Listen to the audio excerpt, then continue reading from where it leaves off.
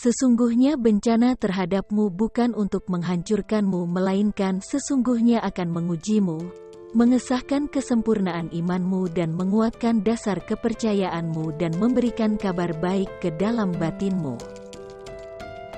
Orang itu dikatakan dekat dengan Allah selama dia meluangkan waktunya untuk berzikir setiap hari. Wahai muridku, jangan jadikan apa yang kamu makan dan minum, yang kamu pakai, yang kamu nikahi dan berkumpul dengannya sebagai tujuan dan cita-cita. Semuanya adalah dorongan hasrat dan hawa nafsu. Bersopanlah yang baik terhadapnya dan terhadap makhluknya. Sedikitlah berbicara yang tidak berguna bagimu.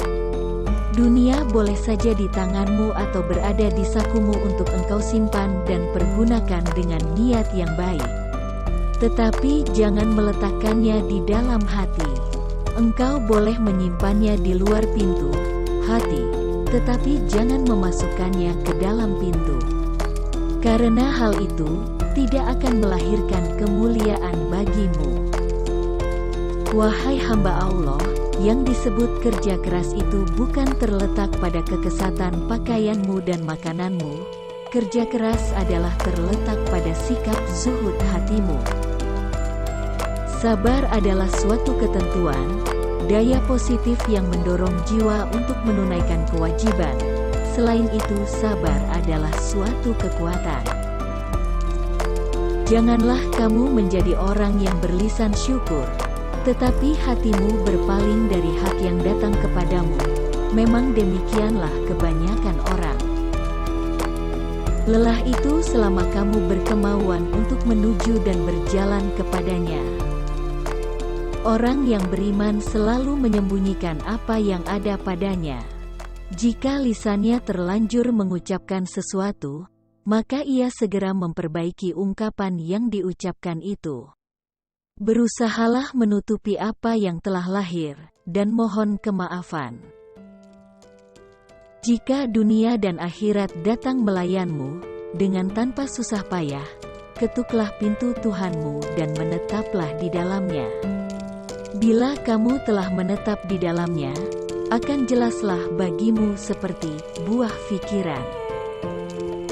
Terkadang kamu meminta pertolongan kepadanya dengan menentangnya.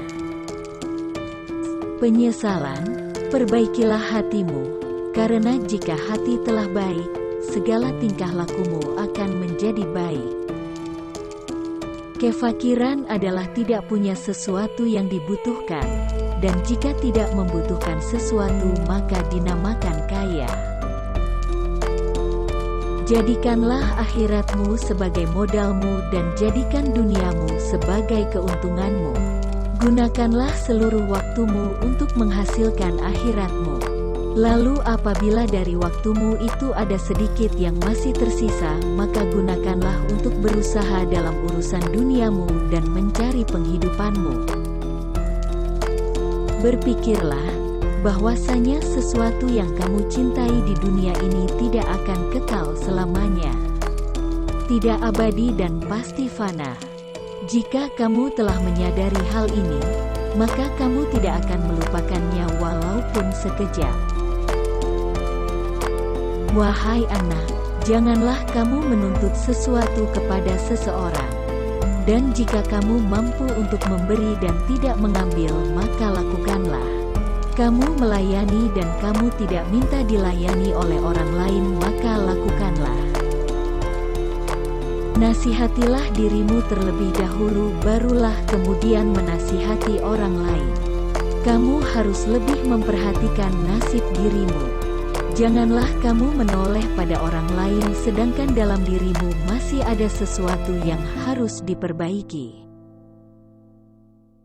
Orang yang zuhud itu berpuasa dari makan dan minum, sedangkan orang yang arif itu berpuasa tanpa diketahui. Orang yang beriman selalu menyembunyikan apa yang ada padanya. Jika lisannya terlanjur mengucapkan sesuatu yang kurang baik, maka ia segera memperbaiki ungkapan yang diucapkan itu. Berusahalah menutupi apa yang telah lahir, dan mohon kemaafan. Janganlah kamu menghendaki kelebihan dan kekurangan. Janganlah mencari kemajuan dan kemunduran. Sebab ketentuan telah menetapkan bagian masing-masing. Setiap orang di antara kamu tidak diwujudkan melainkan telah ditentukan catatan mengenai pengalaman hidupnya secara khusus.